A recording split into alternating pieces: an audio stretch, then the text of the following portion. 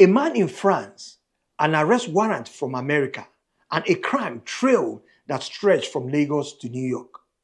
This is not Hollywood movie. This is not Hollywood movie. This is not Jackie Chan movie. This is the true story of Chukwuemeka Victor Amachuku, a Nigerian man extradited to the United States to face charges of fraud, hacking, and identity theft worth over $3.3 million. But the bigger story here is not just about one man. It's about Africa's image abroad.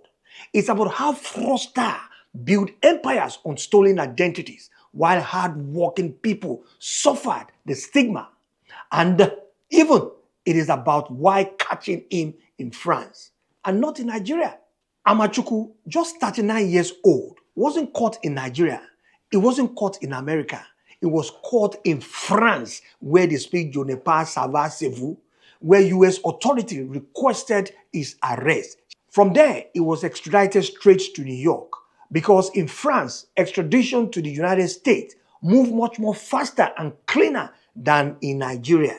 In Nigeria, you need to go through a lot of cases here and there. And sometimes some cases, it will even get stuck in a kind of endless appeal. Some politics, matter going to enter, or even some kind of backdoor deals. So this extradition of a thing is smoother and faster in France than in Nigeria. That's why the Americans, they wait till this guy gets into France and then they push in the extradition. If he had been arrested in Nigeria, who knows? He might have bribed his way out. He might have dragged the case for 10 good years. But in France, there was nothing like that. Nothing will hold him behind. The US Justice Department says Amachuku and his crew carried out 3 major frauds in America. 1, tax return fraud. They hacked into US tax businesses, stole customers' identity, and filed fake tax return.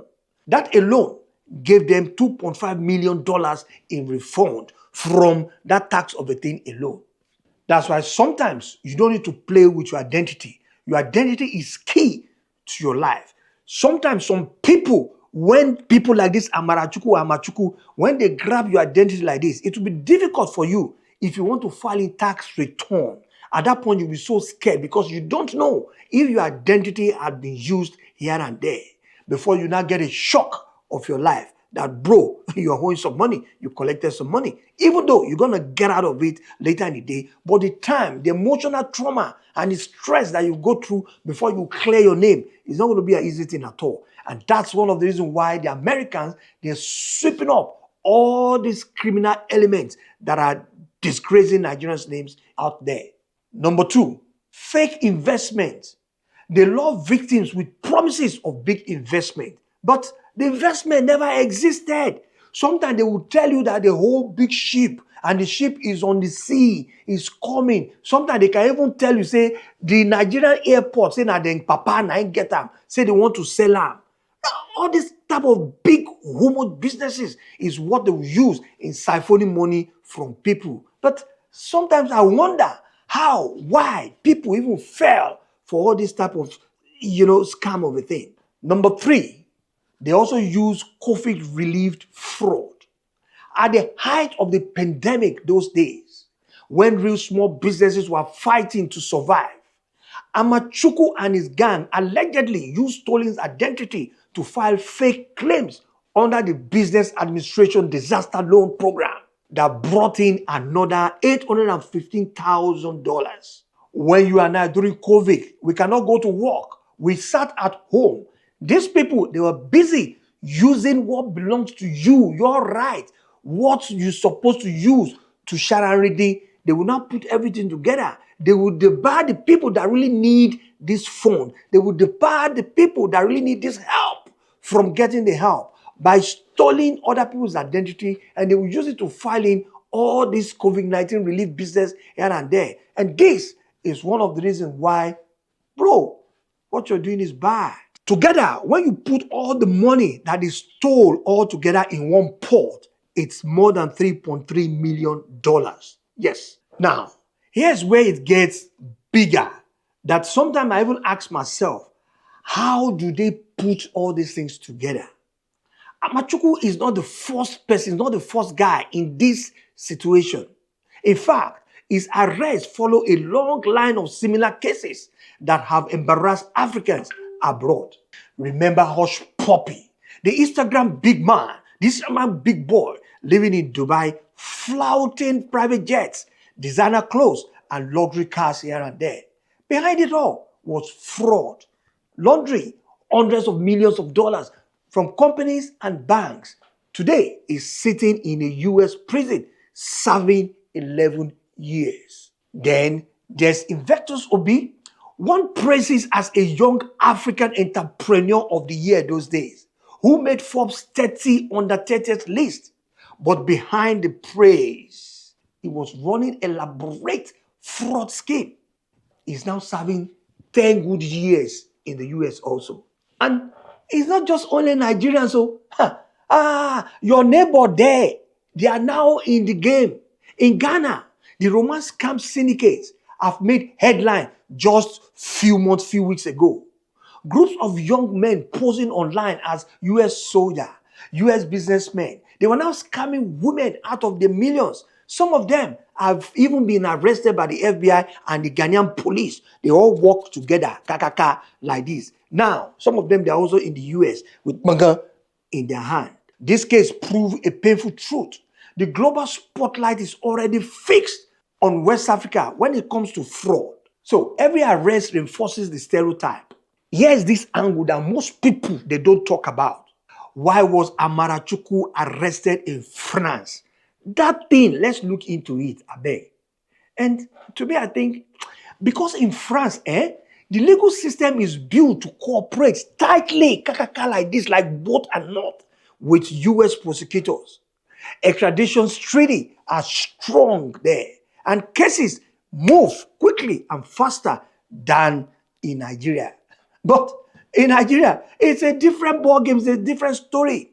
Extradition requests often collapse in the court there because our judicial system is also corrupt. Accused fraudsters paying their way out. They even exploit the weak system that we have in Nigeria, or they even hide behind some powerful bugida politicians' connection. Some even come back richer and richer and richer and more, even untouchable, and they even continue to oppress the ordinary Nigerians with their blood money. Think about this. How many times have we seen young men with flashy cars, pumping champagnes in clubs, intimidating others while nobody dares to ask where the money came from?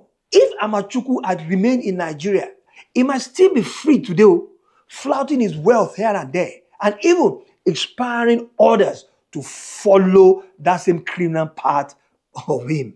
And now he faces the full weight of US law. Wire fraud. Gonna go up to 20 good years in prison if he's convicted. Identity theft. That one, now mandatory extra years. Now they will give up. What about conspiracy charges? More time, they will stack them on top of them. Again. Here, when you put everything together, we are looking at decades behind bars. But the real consequence is not just his prison sentence. It's the global perception. Every time one fraudster is caught, it overshadows the millions of honest Nigerians abroad, the millions of doctors abroad, the millions of engineers, the millions of IT, the millions of caregivers, even students who are doing positive things abroad. It overshadows them. One fraudster like this becomes the face of a whole country, like the country's ambassador. So, what do we learn from here? What do we learn from this Amachuku story? Fraud has no hidden place at all. The world is now connected together, from Lagos to Paris, to New York, to Dubai, to Afghanistan, to even Burkina Faso. You can be tracked and extradited. It doesn't matter where you are in the world. They will trace you and they will bring you to America. Criminal wealth destroys community. If not caught, fraudsters don't just scam foreigners. They flout their wealth at home, oppress locals, and even they corrupt the youth coming up. Africa must reclaim its image. Fraud may grab headlines, but it must never define us. At the end of the day, this story is not just about Amachuku. It's about Africa's image. It's about how the world sees us and how we see ourselves. So, I leave you with these questions. Do you think catching him in France made all the difference? And what must we do as Africans in diaspora to make sure the world sees more of our success story and less of our scandal? Tell us your thought in the comments. If you find any value in this video, please help me share this video and at the same time connect to this platform by subscribing to African Black Gold TV. Till I see you in the next video, please subscribe.